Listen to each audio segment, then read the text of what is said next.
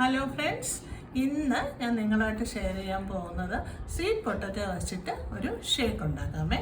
അപ്പം അതിന് എന്തൊക്കെയാണ് വേണ്ടുന്നത് നമുക്ക് നോക്കാം.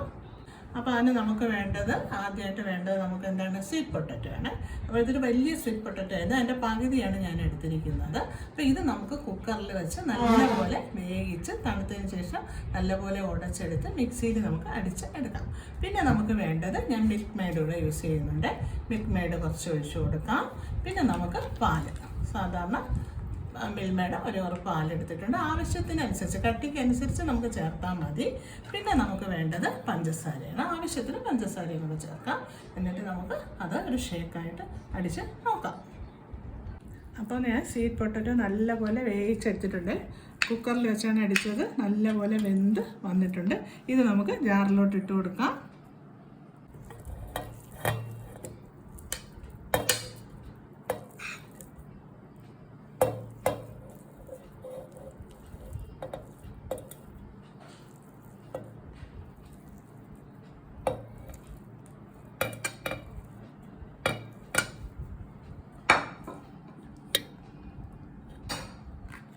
ഇനി അടുത്തായിട്ട് നമുക്ക് മിൽക്ക് മെയ്ഡ് ഒഴിച്ച് കൊടുക്കാമേ. ആദ്യം നമ്മൾ കുറച്ച് ഒഴിച്ച് അതിൻ്റെ ടേസ്റ്റ് നോക്കിയതിന് ശേഷം നമുക്ക് ഒഴിച്ചു കൊടുക്കാം.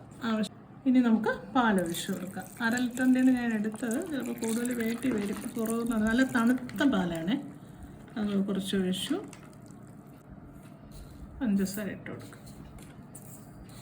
മധുരമൊക്കെ ആവശ്യത്തിന് നമ്മൾ ചേർത്തോളണം. ആദ്യം കുറച്ചിട്ടിട്ട് നമുക്ക് മധുരം എല്ലാം നോക്കിയതിന് ശേഷം ബാക്കി ഇട്ട് കൊടുക്കാം.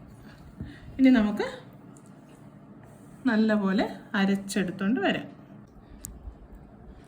അപ്പോൾ നമ്മുടെ സ്വീറ്റ് പൊട്ടറ്റോ ഷേക്ക് ഇവിടെ റെഡി ആയിട്ടുണ്ട്. അപ്പോൾ നമുക്ക് ഈ ഗ്ലാസ്സിലോട്ട് സെർവ് ചെയ്യാം.